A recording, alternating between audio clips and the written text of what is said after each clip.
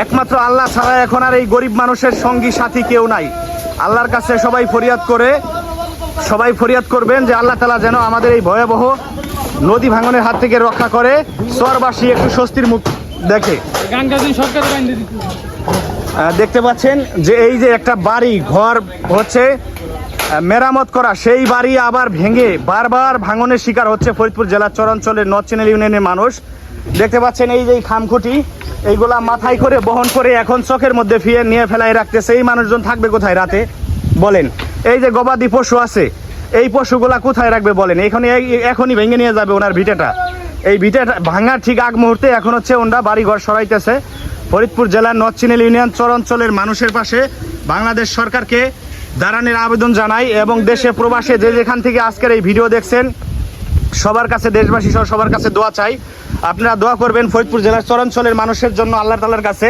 আল্লাহ তাআলা যেন আমাদের ভয়াবহ এই নদী ভাঙনের হাত থেকে রক্ষা করে, যাতে হচ্ছে এখন পর্যন্ত কিন্তু শত শত বাড়িঘর ঝুঁকির মুখে রয়েছে, সেই বাড়িঘরগুলো অন্তত পক্ষে বেঁচে যায়। দেখতে পাচ্ছেন 2-3 জনে মিলে এখান করে খাম মাথায় করে নিয়ে চকের মধ্যে রাখতেছে। এই যে ভিটা থেকে টিন সরানো হচ্ছে। আমাদের ফরিদপুর জেলার চরাঞ্চলের মানুষের দুঃখ দুর্দশার কোনো শেষ নাই। এখানে যারা বসবাস করে বেশিরভাগই খেটে খাওয়া মানুষ, কেউ জাল বায়, কেউ ঘোড়ার গাড়ি চালায়, কেউ হাল বায়, খেতে খামারে কাজ করে খায়। তো এই মানুষগুলা নিঃস্ব হয়ে যাচ্ছে পদ্মা নদী ভাঙার কারণে। প্রত্যেক বছর এখানে নদীতে ভাঙে, মানুষের বাড়িঘর এভাবেই ক্ষয়ক্ষতি হয়ে নিঃস্ব হয়ে যায় মানুষ। বারবার একটি দাবি জানাইছে আজ থেকে 16 বছর আগে থেকে, 17 বছর আগে থেকে, যে আমরা নদীর পাড়ে একটি স্থায়ী বাঁধ চাই, কিন্তু আজ অবধি পর্যন্ত আমাদের এখানে একটা স্থায়ী বাঁধের ব্যবস্থা হয় নাই। আমরা চরাঞ্চলের মানুষ খুব বিপদগ্রস্ত অবস্থায় আছি, খুবই কষ্টে আছি। সবাই আজকের এই ভিডিও সবাই বেশি শেয়ার করে দিবেন।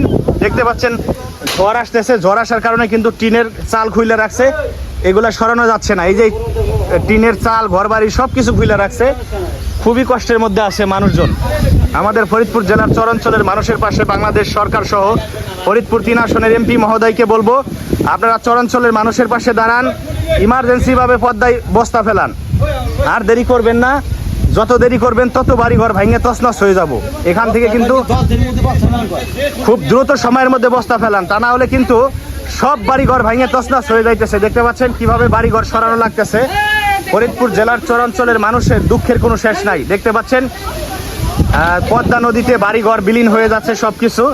মানুষ খুবই চিন্তিত আছে, পদ্মার পাড়ের মানুষ খুবই দুরবস্থার মধ্য দিয়ে দিন কাটাচ্ছে। দেখতে পাচ্ছেন মাথায় বহন করে খাম খুঁটি ঘর বাড়ি সবকিছু নিয়ে যাইতে হইতেছে, এই সব বাড়ি ঘর সরাইতে হইতেছে।